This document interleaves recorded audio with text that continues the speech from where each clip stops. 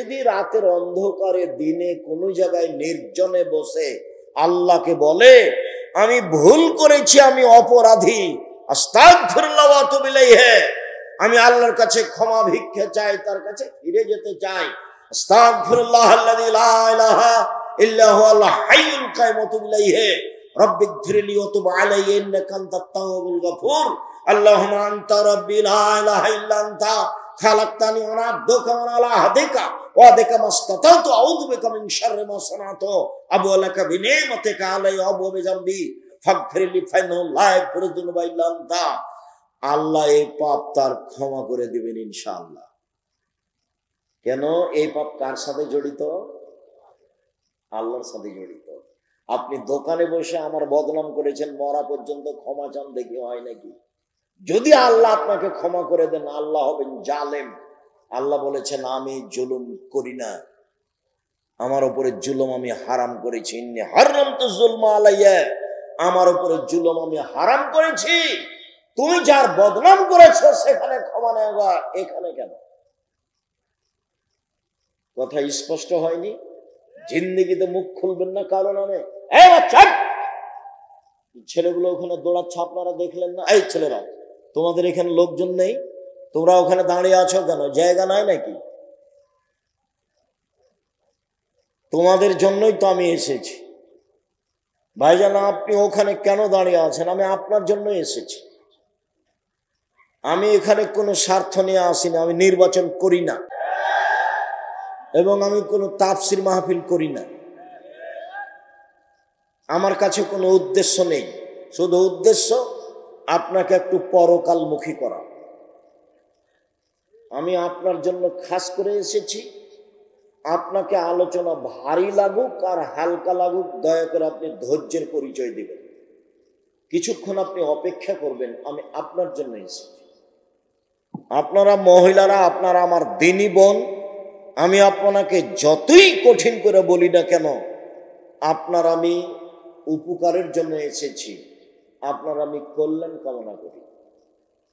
আপনি আমার দিনী বোন, আমার কিছু করার নেই। রাসূল সাল্লাল্লাহু আলাইহি ওয়াসাল্লাম এইভাবেই বলেছেন।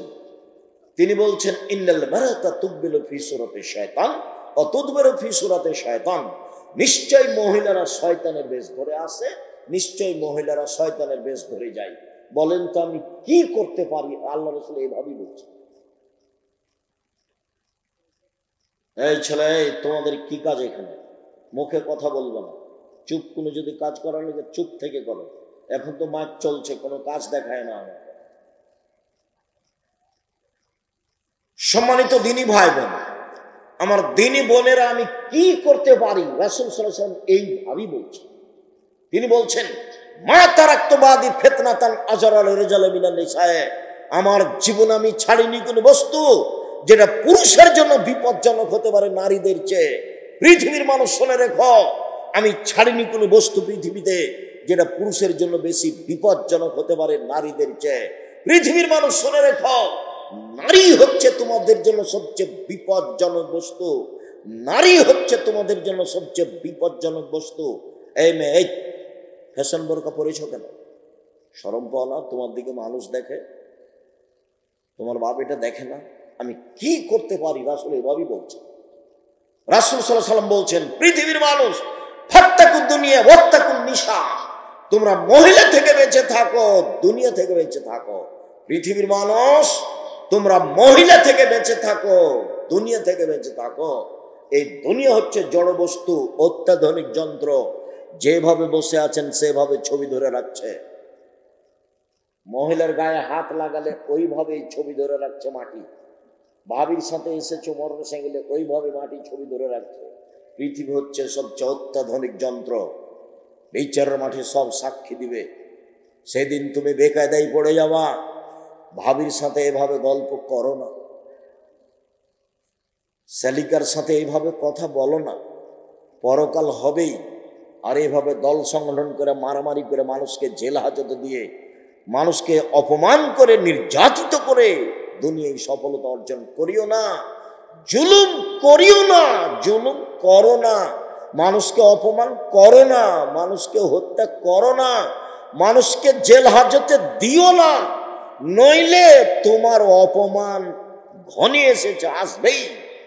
যে যত বড় জালেম তার দুনিয়াতে ধ্বংসর সময় তত কম।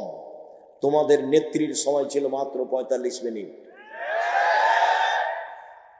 আর ফেরাউনের সময় ছিল 3-4 মিনিট, আর আদ সামুদ মিনিটই পায়নি, বাস নাই। আদ সামুদ ওরা মিনিট পায়নি, বিদ্যুৎ চমকে উঠেছে, নাই, গেছে দুনিয়াতে।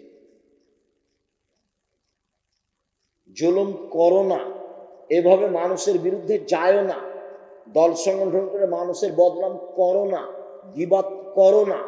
আমি আব্দুর রাজ্জাক বিন ইউসুফ আপনার বাড়ির মানুষ, আমি আপনাকে কাছে থেকে বলছি, আমি আপনার ঘরের মানুষ, আপনাকে আমি ভাই মনে করে বলছি, দেশের লোক মনে করে বলছি। নিজের জন্য যেমন বাঁচা চাই, আপনার জন্য আমি তেমন বাঁচা চাই। উপস্থিত বৈঠকের মহিলারা শোনেন, আপনি উল্টা বুঝিয়েন না। আপনার নেতা যা বলেছে, আমি যা বলছি আমারটাই ঠিক, এ কথাই ঠিক, এ কথাই ঠিক, এ কথাই ঠিক। জাতির যদি রাস্তাঘাট করে দিতে না পারি, জাতির যদি স্কুল কলেজ করে দিতে না পারি, জাতিকে চূড়ান্ত সঠিক ধর্ম দিতে পারবো ইনশাল্লাহ। ধর্মের ব্যাপারে জাতিকে ফাঁকি দিয়ে পরকাল হারাতে রাজি নই। শুনুন, আপনি কটাক্ষ চোখে দেখবেন আর হাঁটবেন, এটা আমি চাইনি।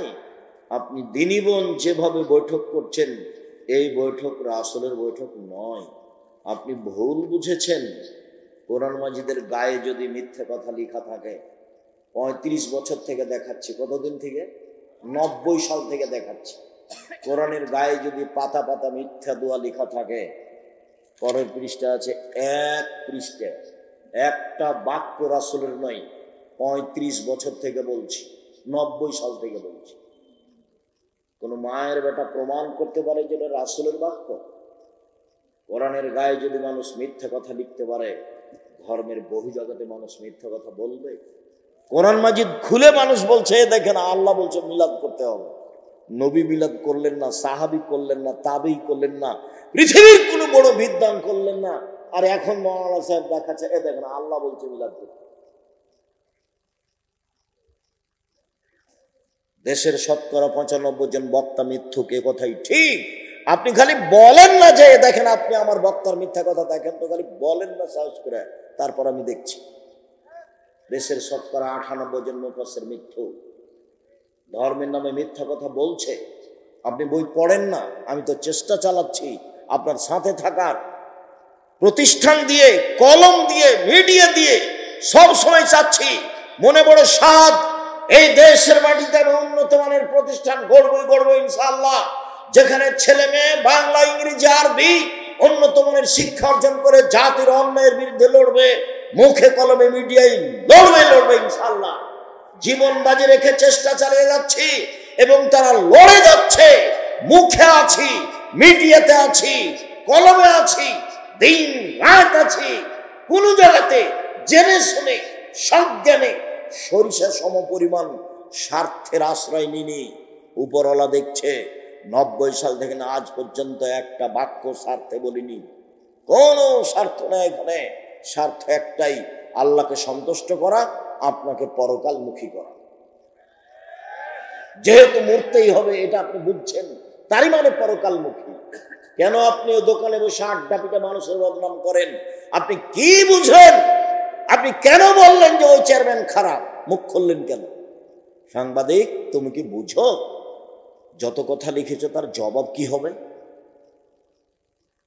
এই ছেলে, তোমাকে বলি, তোমার বন্ধু সাংবাদিক, শুনে যাও, তাকে বলে দিও, এদিকে দেখো, রাসূল সাল্লাল্লাহু আলাইহি ওয়াসাল্লাম বলেছেন, মান সাতারা মুসলিমান সাতারাহুল্লাহ ফিদ দুনিয়া ওয়াল আখিরা। কেউ যদি মুসলমানের দোষ ত্রুটি ঢেকে রাখে, তাহলে আল্লাহ ওই লোকটার দোষ ত্রুটি দুনিয়াতেও ঢাকবেন, কিয়ামতের মাঠেও ঢাকবেন, ঢেকে দিবেন। আর একটু দেখো, যে কারো বদনাম করবে না, পেপার পত্রিকায় কারো কথা লিখবে না, মুখ খুলবে না কারো ব্যাপারে, তাকে আল্লাহ বিচারের মাঠে নিয়ে আসবেন। নিয়ে এসে অন্য থেকে বাহু দিয়ে ঢেকে নেবেন, কেউ যেন দেখতে না পায়, নিজে আল্লাহ নিয়ে তার খাতাটাকে দেখাবেন, দেখো তো এই পাপ তুমি চিনতে পারো, দেখো তো এগুলো পাপ চিনতে পারো, জি এগুলো আমারই পাপ, তো তুমি কি আমাকে কিছু বলতে চাও? জি না, আমি কিছু বলতে চাই না। তো তুমি কি মনে করো যে আমার ফেরেশতারা অন্যায় লিখেছে? জি না, সেটা আমি মনে করি না। তখনও বুঝবে যে আমার নাম, আমি জাহান্নামে চলেই গেছি। তখন আল্লাহ বলবেন, দেখো তোমার একটা স্বভাব ছিল, খাসলত ছিল মানুষের দোষ ত্রুটি ঢেকে রাখা। তুমি যদি মানুষের দোষ ত্রুটি গোপন রাখতে পারো, আমি আল্লাহ তোমার দোষ ত্রুটি গোপন রাখতে পারি না। যাও, তোমার বিচার হবে না, মাফ করে দিলাম তোমাকে, তুমি জান্নাতে চলে যাও। গুণ কি গুণ বলেন তো, কি গুণ? মুহাম্মদ সাল্লাল্লাহু আলাইহি ওয়াসাল্লাম কিভাবে ঢেকে রাখতেন সেটা আমি একটু পরে বলছি। আমি একটু বুঝাই, গীবাত কাকে বলে, বদনাম কাকে বলে, সুদ মহাপাপ, জেনা মহাপাপ, সুদ মহাপাপ। রাসূল সাল্লাল্লাহু আলাইহি ওয়াসাল্লাম বলছেন, মায়াকুল দিরহাম রিবা ওয়া আলাম আসাদ মিন সিত্তাতি সালাসিনা জিনিয়া। কেউ যদি জেনে শুনে 1 টাকা সুদ খায়, 36 বার জেনা করে যত পাপ হবে, 1 টাকা সুদ খেলে তার চেয়ে বেশি পাপ। যেটা মানুষ দিন রাত করছে। কিস্তি তুলেছেন কেন? এই ছেলে, তোমার মা কিস্তি তুলেছে কেন? খালা বলে ডাকতে বললো যে তোমার এটা খাবো না, প্রয়োজন আমি ভিক্ষা করে খাবো। ভিক্ষা করে খাওয়া কেন? মানুষের বাড়িতে কাজ করে খাওয়া। আমি ভিক্ষা করার কথা বলি তোমার বাপকে খাটো করার জন্য। তোমার বাপ তোমার জন্য কেন যৌতুক নিবে কেন? তখন আমি কষ্ট পেয়ে বলেছি, বাপ বেটা ভিক্ষা করে খাও। যৌতুক নিয়েছো কেন? আগামীকাল সন্ধ্যা হতে যৌতুক ফেরত দিতে হবে। দিন মজুরি করে থাকো, মোটরসাইকেল নিলে কেন? বলে আমাকে খুশি হয়ে দিয়েছে। বেটা, তোমার শ্বশুর মোটরসাইকেলটা ফকিরকে দেয় না কেন? তাহলে তো বোঝা যায় খুশি হয়ে দেয়। তোমার স্বভাব খারাপ, তোমার বাপেরও স্বভাব খারাপ। পরের দেওয়া মোটরসাইকেলে গড়ে বেড়াও আর এগুলো বদনাম করে বেড়াও। দেখি আব্দুল্লাহর শ্বশুর বলুক তো দেখি, আব্দুল্লাহর শ্বশুর, আব্দুর রহমানের শ্বশুর, আব্দুর রহিমের শ্বশুর, বাবার ক্ষমতায় আমার সামনে মুখ খুলতে পারে? মুখ খোলার সাহস রাখে না, মানে ওর ধারে কাছে যেতে পারবে না। বিশ্বাস করো, আল্লাহর অশেষ রহমত, আমি আমার জীবনে কোনোদিন সভাপতি, সেক্রেটারি, মসজিদের কে দায়িত্বশীল তাকে হিসাব করে আমার জীবনে আমি কোনোদিন একটা বাক্য বলি। আমি আমার মতো বলি। সুলি হবে না ফাঁসি হবে সে বিবেচনা আমি কোনোদিন করিনি। আমি মুসলিম চির রণবীর, মরণকে করি না ভয়। মরলে শহীদ, বাঁচলে গাজী, উভয়ই সমান। মরলেও জান্নাত, বাঁচলেও জান্নাত, উভয়ই সমান। পিছনে হটে কোনোদিন কথা বলার প্রয়োজন মনে করিনি। আমার মনে হচ্ছিল সারা বাংলাদেশে আমি একাই আছি যে করোনার 5 পয়সা দাম দিল। বিমানবালা মেয়েটা বলছে মাস্ক লাগান, আমি যে ধৈর্য ধারণ করো। মাস্ক লাগান, যে ধৈর্য ধারণ করো। মাস্ক লাগান, ধৈর্য ধারণ করো। খুব যখন বাড়াবাড়ি বলছে তখন আমি বলছি, তোমার মালিকের তোমাকে চাকরি দেওয়া ঠিক হয়। আমি যখন উঠি বিমানে তখন আমার মুখে মাস্ক ছিল না, তুমি দেখনি, আমাকে উঠালে কেন? আমি আব্দুর রাজ্জাক বিন ইউসুফ মাস্ক দিয়ে ভাগ্য বাড়াতে রাজি নই, যা হবে হবে। ঢাকাতে এক লোককে দেখতে গেছি, তো ওর ছেলে আর মেয়ে 2 জন আছে। তো আমাকে বলছে, হুজুর ভিতরে যান, দয়া করে ভিতরে যান। এভাবে বলছে, হুজুর দয়া করে ভিতরে যান না। আমার আব্বার পাশে যায় না। বলছে, দেখো তোমার বাপের গায়ে হাত দিয়ে দুয়ো পড়ে যাবে। যদি মরে যায় আমি করোনায়, তাহলে আমি বলবো না তোমার বাপের কারণে মরেছি, এটা আমি বলবো না। আমি বলবো পৃথিবী সৃষ্টির 50,000 বছর পূর্বে আমার নামে করোনা লেখা হয়েছিল, তাই আজকে ধরেছে, এটা আমি বলবো। কেন? রাসূল সাল্লাল্লাহু আলাইহি ওয়াসাল্লাম বলেছেন, যেদিন পৃথিবী সৃষ্টি করেন আল্লাহ, তার 50 বছর আগে মানুষের 4টে জিনিস আল্লাহ লিখে দিয়েছেন। এক, হায়াতাহা, তার জীবন, মাউতাহা, তার মরণ, ও রিজকাহা, তার রুজি, ও মাসায়বাহা, তার রোগ ব্যাধি, করোনা। 4টে জিনিস লেখা হয়েছে। তোমার মায়ের পেটে আসা কত আগে? পৃথিবী সৃষ্টির 50,000 বছর আগে। 4টা, 1 মরণ, 2 জীবন, 3 রুজি, 4 রোগ ব্যাধি। নতুন ভাবে কিছু ঢুকবে না এখানে। তা আমি সাহসারা হবো কেন? যে লোকটার করোনার যে অবশিষ্ট আছে ওখানে ফেলে দিচ্ছে, আর একজন ফকির তুলে খাচ্ছে, ওর করোনা ধরে। আর আমি না পাশে গেলে বলে করোনা ধরে নেবে। পাগল বানালছে যারা ওষুধ তৈরি করেছে তারা। এরাকে সব পাগল বানাচ্ছে, এদের সব টিকা নিকা দিয়ে এদেরকে সব বিকলাঙ্গ করছে। এইসব পথে যেতে হবে না। পথ আমি কোনোদিন বলিনি যে ইহুদি খ্রিস্টানদের অধীনে থাকতে হবে, ওদের গোলাম হয়ে থাকতে হবে, এটা আমি কোনোদিন বলিনি। পথ আছে, গরিব মানুষ, আমি মানুষের বাড়িতে কাজ করে খাবো, আমি কাজ করে খেতে বলিনি, আমি বলেছি চকলেটের ব্যবসা। চকলেটের ব্যবসা বলে আমি চকলেটের ব্যবসা করতে বলিনি, আমি বলেছি সবচেয়ে কম পয়সার ব্যবসা। বুঝাতে পারলাম না কথা? চকলেটের ব্যবসা মানে সবচেয়ে কম পয়সার ব্যবসা। লোন নিয়ে ব্যবসা করতে রাজি নই, লোন নিয়ে ব্যবসা করতে রাজি নই। রাসূল সাল্লাল্লাহু আলাইহি ওয়াসাল্লাম প্রত্যেক সালাতে সালাম ফেরার পূর্বে বলতেন, ওয়াউযু বিকা মিনাল মাসামি ওয়াল মাগরাম, তোমার কাছে বাঁচতে চাই বড় পাপ হতে, তোমার কাছে বাঁচতে চাই ঋণ কর্য হতে, তোমার কাছে বাঁচতে চাই বড় পাপ হতে, তোমার কাছে বাঁচতে চাই ঋণ কর্য হতে, তোমার কাছে বাঁচতে চাই বড় পাপ হতে, তোমার কাছে বাঁচতে চাই ঋণ কর্য হতে। আল্লাহ রাসূল এভাবে বলতেন সালাম ফেরার পূর্বে। আর আল্লাহ রাসূল বলতেন, এই শোনো, এই জানাজা এ লোকের ঋণ আছে নাকি? বলে জি আছে। তা আমি গেলাম। আল্লাহ রাসূল ঋণ থাকা লোকের জানাজা পড়াতেন, আর জানাজাই নেই। তোমার বাপ ব্যাংকের ঋণ নিয়ে ব্যাংকের চাকরি করে, লোন পেয়েছে, 50 লাখ টাকা আছে ব্যাংকে, 5 কোটি টাকা দিব, আপনি জানাজাটা করে দেন। আপনার জামিয়া সালাফে বলিও দেখি। শুনুন, রাসূল সাল্লাল্লাহু আলাইহি ওয়াসাল্লাম বলেন সুদের 70টি ভাগ রয়েছে। সবচেয়ে ছোট ভাগ হলো মার সাথে জেনা করলে যেমন পাপ হয়। সুদের পাপের 70টি ভাগ রয়েছে। ছোট ভাগ হলো মার সাথে জেনা করলে যেমন পাপ হয়। সুদ মহাপাপ, সুদ মহাপাপ, সুদ মহাপাপ। কোটি কোটি টাকা সুদ খেয়ে আজকে বলছি ভুল হয়েছে, আর কোনোদিন সুদ খাবো না, লেনদেন বন্ধ করলাম, তুমি আমাকে মাফ করো। আল্লাহ বলবেন ঠিক আছে, করলাম। এখন দোকানে বসে আড্ডা পিটে কারো বদনাম করেছে, ক্ষমা চাও দেখি, হবে না।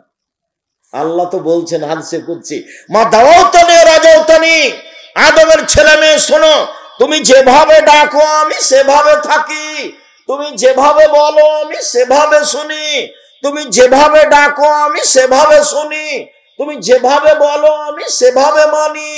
আমি পরোয়া করি না তুমি কত বড় পাপী, আমি পরোয়া করি না তুমি কত বড় পাপী, তুমি ক্ষমা চাইলে আমি ক্ষমা করে দিই, আমি পরোয়া করি না তুমি কত বড় পাপী, তুমি যেভাবে বলো আমি সেভাবে থাকি, তুমি যেভাবে ডাকো আমি সেভাবে শুনি, ক্ষমা চাইলে ক্ষমা করে দিই, আমি পরোয়া করি না তুমি কত বড় পাপী। আদমের ছেলে মেয়ে শোনো, তোমার পাপ বেশি হতে হতে হতে যদি আকাশে লেগে যায় পাপ আর পাপ, এরপরে যদি তুমি আমাকে বলো আমার ভুল হয়েছে, আমি তোমাকে ক্ষমা করে দেব, আমি পরোয়া করি না তুমি কত বড় পাপী, আমি পরোয়া করি না তুমি কত বড় পাপী, তুমি যেভাবে ডাকো আমি সেভাবে থাকি, তুমি যেভাবে বলো আমি সেভাবে শুনি, তুমি ক্ষমা চাইলে আমি ক্ষমা করে দিই। এই কথা আল্লাহ বলছেন। তবে ঋণ ব্যতীত, বদনাম, মানুষের সাথে জড়িত পাপ ব্যতীত, মানুষের সাথে জড়িত পাপ মানুষের কাছ থেকে ক্ষমা নিতে হবে, অন্যথায় বিচারের মাঠে নেকি দিয়ে বুঝিয়ে দিতে হবে। সেদিন সব এই ছেলে বসো, মহান আল্লাহ বলেন ওয়াইলুল লিকুল্লি হুমাজাতিল লুমাজা, সামনে বদনাম করে যে, পিছনে বদনাম করে যে, ও সুনিশ্চিত জাহান্নামে যাবে। গীবাতের ফলাফল জাহান্নাম।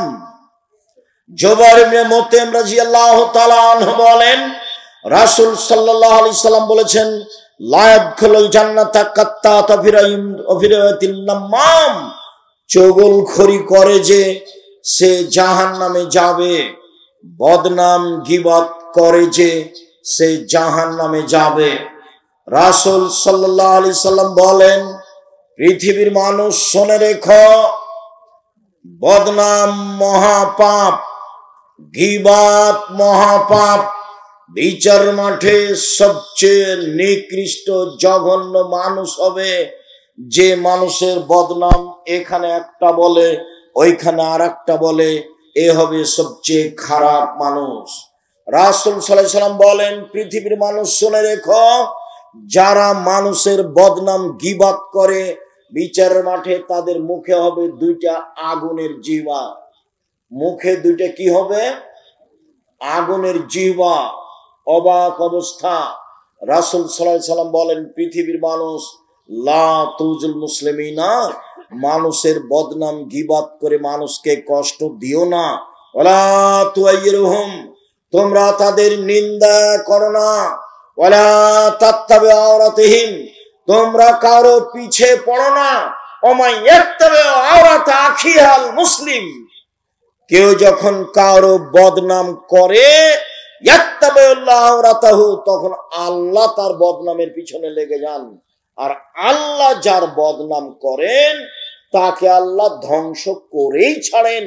ও যদি মানুষের বদনাম করে তার বাহনের উটের পেটে ঢুকে যায়, তবু আল্লাহ তাকে বদনাম করেই ছাড়বেন। এই ছেলে, বলো তো দেখি, তুমি মানুষের বদনাম করলে তোমার বদনাম কে করবে?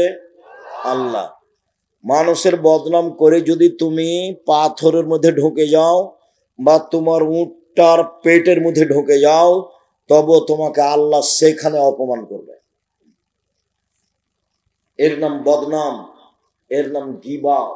রাসূল সাল্লাল্লাহু আলাইহি সাল্লাম বলেন, আমাকে জিবরাইল মেরাজে নিয়ে যাচ্ছেন উপরে। দেখি অনেক মানুষ তাদের লম্বা লম্বা নখ, তামার নখ হাতে, একমেশনা উজুহম সুদুরাহম, মুখকে এভাবে খামচা মেরে ধরছে, গোস্ত তুলে ফেলছে, বুকে এভাবে খামচা মেরে ধরছে, গোস্ত তুলে ফেলছে।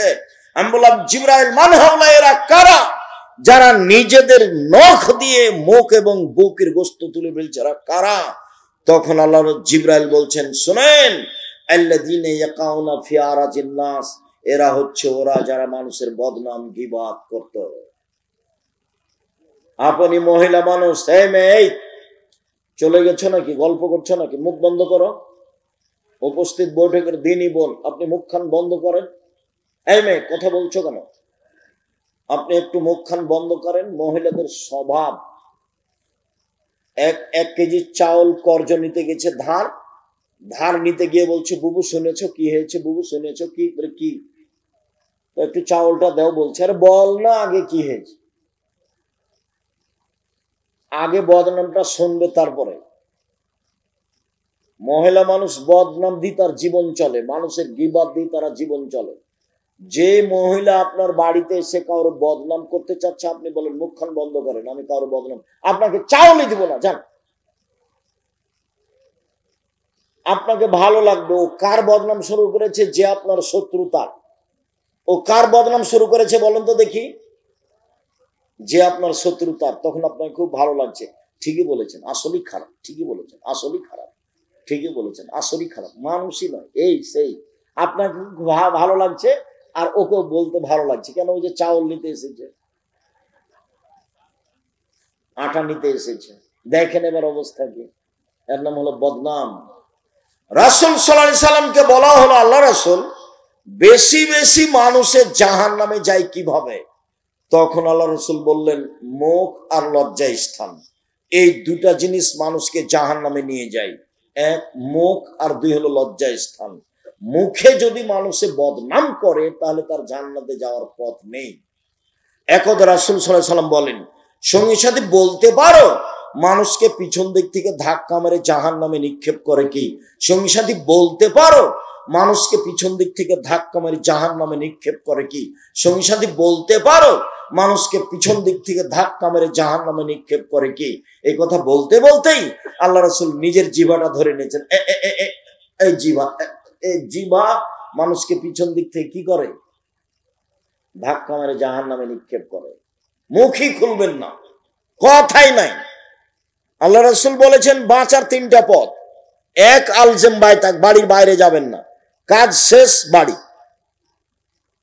খেয়ে উঠে হাত খান ভালো করে ধুচ্ছেন না, হাতটা না ধুয়েই আপনি যাচ্ছেন দোকানের দিকে। আপনার স্বভাব কত খারাপ! স্বভাবটা একবার ইতর শ্রেণীর মতো, নিম্ন শ্রেণীর মানুষের মতো। বুঝেও বুঝে না ওরা, অন্তর আছে বুঝে না, দেখেও দেখে না ওরা, চক্ষু আছে দেখে না, শোনেও শোনে না, ওরা কান আছে শোনে না। উলায়েকা কাল আনাম, তারা পশু প্রাণীর মতো, তারা গরু ছাগলের মতো, তারা কুকুর শ্রীর মতো, বালু মাজাল, বরং তার চেয়ে খারাপ। জিন্দেগিতে মানুষের বদনামে যাবেন না। রাসূল সাল্লাল্লাহু আলাইহি সাল্লাম বললেন বাঁচার তিনটা পথ: এক, মুখ জিহ্বা; দুই, জরুরি প্রয়োজন ছাড়া বাইরে যাবা না; তিন, পাপের জন্য কাঁদো। সম্মানিত দিনী ভাই বোন, আমি আপনাদেরকে আলোচনার শেষে চলে আসলাম। যদি এই বিষয়ে আলোচনা আরো ছিল, সময়ের গতিতে হবে ইনশাল্লাহ। আমরা আসতে দেরি করেছি যে পরিমাণ, সেই পরিমাণ আমাদের আগেই হয়ে যাচ্ছে। আবারও কোনোদিন এলাকায় আসলে বিষয়ের উপর বিস্তারিত কথা হবে ইনশাল্লাহ। সম্মানিত দিনী ভাই বোন, এই ছেলে থামো। দেশের সবচেয়ে বড় প্রতিষ্ঠান জামিয়া সালাফিয়া, দেশ বিদেশের শিক্ষক দিয়ে পরিপূর্ণ। নুরানি বিভাগ 2026-এ ভিন্নভাবে চালু হচ্ছে, সর্বধরনের সেবা দিয়ে। জামিয়া সালাফিয়া শিক্ষক শিক্ষিকার সংখ্যা বেশি থাকবে। ডিসেম্বরে ফরম, 1 জানুয়ারি ভর্তি। বিষয়টা মনে রাখবেন। জামিয়া সালাফের পক্ষ থেকে বই পুস্তক আছে। আব্দুল্লাহর বইটা মনে হয় আছে, যে আল্লাহর পথে যাত্রা, এবং আব্দুর রহিমের বইটা হচ্ছে রাসূল সাল্লাল্লাহু আলাইহি সাল্লামকে যেভাবে দেখেছেন। আর আমার আদর্শ নারী, আদর্শ পরিবার, এগুলো তো আছেই। আর আমার পক্ষ থেকে একটা ফ্রি পত্রিকা আছে, একটা কিনলে ফ্রিটা পাওয়া যাবে, একটা কিনলে। আমি ফ্রি দেওয়ার জন্য আমি নিজে কিনে নিয়েছি পত্রিকা, যে পত্রিকা আপনারা টাকা দিয়ে ছাপান। এছাড়া বই আছে, দেখেন, নামাজ শিক্ষার বই। এত বই থাকার পরে আমি নামাজ শিক্ষা বই লিখতাম না, তো একবারে হাত দিয়ে ধরে সলাৎ শিক্ষা দেওয়ার চেষ্টা করেছি। একবারে হাতে খড়িতে আমি সলাৎ শিক্ষা দেওয়ার চেষ্টা করেছি, নামাজ। সে বইটা আপনি দেখবেন। আর যা বক্তব্য দিই সব উপদেশ বই আছে। তো সলাৎ শিক্ষা, উপদেশ বই, আর আব্দুল্লাহর বইগুলি আছে নাকি দেখেন, অর্থ গুরুত্বপূর্ণ বই। আল্লাহর পথে যাত্রা এখন যেটা বের হয়েছে, কয়েকটা জিজ্ঞাসা, খালি চলে যাবেন না। আপনারা আমার জন্মভূমির মানুষ। আপনি বক্তব্য শুনতে আসলে আমাকে ভালো লাগে, বই পুস্তক শুনতে নিলে ভালো লাগে, আমার সাথে কোনো পরামর্শ করলে ভালো লাগে। মাঝে মধ্যে আমার আফসোস হয় যে আমি নিজের জন্মভূমিতে অনেক জায়গায় কথা বলতে পারি না। হরিমোহনে প্রোগ্রাম ছিল, হরিমোহন স্কুল মাঠে। তো হরিমোহন স্কুল মাঠে ওরা প্রোগ্রাম করতে পারছে না, অন্য জায়গায় করছে। চাঁপাইনবাবগঞ্জের মাটিতে এমন কোন মায়ের বেটা কে আছে যে ধর্মকে নতুন ভাবে পেশ করতে পারে? ঘুঘুরা তুলে দেব, কে আছে এমন? ওই মাঠে বক্তব্য দেওয়ার যোগ্যতা আমি রাখি, আলহামদুলিল্লাহ। ওখানে মাঠে বক্তব্য হতে দেওয়া হবে না মানে সে কে এমন ব্যক্তি আছে, এটা আমি ধর্তব্যে রাখি না, ধারণাও রাখি না। তবে এই জুলুমের অবসান ঘটেছে, আরো ঘটবে। এই জুলুমের অবসান ঘটেছে, আরো ঘটবে। কোন সাহসে তুমি এই কাজ করতে যাও? কোরআন হাদিস তুমি কি বুঝো? তুমি কোরআন হাদিস কি বুঝো? তুমি মুখ দিয়ে শব্দ বের করলে ভুল হতে পারে। তুমি কি বুঝাতে চাও? আমাদের বক্তব্য কেন বন্ধ হবে? কেন হতে দেওয়া হবে না? কোথায় রহস্য? স্পষ্ট করো। সম্মানিত দিনী ভাই বোন, চাঁপাইনবাবগঞ্জ আমার জন্মভূমি জেলা, রাজশাহীর পাশে আছি, আপনাদের পাশে আছি। আপনাদেরকেও আমি আমার জন্মভূমি এলাকার মানুষই মনে করি। কাজেই আপনারা আসলে ভালো লাগে, পরামর্শ চাইলে ভালো লাগে, পরামর্শ দিলে ভালো লাগে। জামিয়া সালাফিয়া আমি একাই গড়িনি, চাঁপাইনবাবগঞ্জ রাজশাহী জেলার মানুষের জামিয়া সালাফিয়া। জামিয়া সালাফিয়া রাজশাহী যেটা, সেটা 50 বিঘা জমির উপরে ছেলেদেরটা, আর মেয়েদেরটা তানোরে প্রায় 60 থেকে 70 বিঘা জমির উপরে। জামিয়া সালাফিয়া যেটা রূপগঞ্জ, নারায়ণগঞ্জ, ঢাকায়, সেটা প্রায় 100 বিঘা জমির উপরে। যেটা দিনাজপুরে, সেটা প্রায় 20 বিঘা জমির উপরে। 300 জন শিক্ষক শিক্ষিকা আছেন। 40 লক্ষ টাকা মাসে বেতন লাগে। 40 লক্ষ। শিক্ষক জানেন না কিভাবে প্রতিষ্ঠান চলে, ছাত্র জানে না কিভাবে প্রতিষ্ঠান চলে, কমিটি জানে না কিভাবে প্রতিষ্ঠান চলে। আমি নিজেই ভালোভাবে জানি না কিভাবে চলে। অতএব আপনাদের নিজস্ব সম্পদ মূল্যায়ন করার চেষ্টা করবেন। শিরক মুক্ত প্রতিষ্ঠান জামিয়া সালাফিয়া, বিদআত মুক্ত প্রতিষ্ঠান জামিয়া সালাফিয়া, দল মুক্ত প্রতিষ্ঠান জামিয়া সালাফিয়া, হিংসা মুক্ত প্রতিষ্ঠান জামিয়া সালাফিয়া, সংগঠন মুক্ত প্রতিষ্ঠান জামিয়া সালাফিয়া, দেশের সর্ববৃহৎ প্রতিষ্ঠান জামিয়া সালাফিয়া।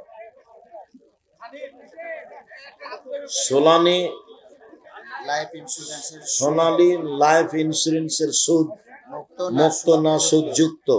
এদেশে এমন কোন ইন্স্যুরেন্স নেই যেটা সুদ মুক্ত, সবই সুদ যুক্ত। ফরজ সালাতে ইমাম সূরা ফাতিহা ভুল করলে নামাজ হবে কি? ভুল করলেও নামাজ হবে, ভুলের কারণে নামাজ বাতিল হবে না। আর এই ভুলে সহসিজদা দিতে হবে না। রাকাত কমলে বা বেশি হলে সহসিজদা দিতে হয়। আত্তাহিয়াত ছুটে গেলে সহসিজদা দিতে হয়। সূরাতে ভুল হলে সহসিজদা লাগে না।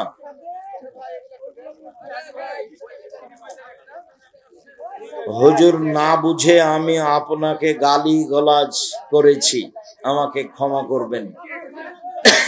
ঠিক আছে, তোমাকে ক্ষমা করলাম। বহু মানুষ এরকম আছে। তুমি আরো 5 জনকে বলে দিও আমি জাতির কোনোদিন ক্ষতি করিনি। যখন জাতি না বুঝে আমার বক্তব্য বন্ধ করে তখন আমার আফসোস হয়। এই ছেলে, একটা ফ্রি হলে একটা কিনলে সরাসরি ফ্রি না,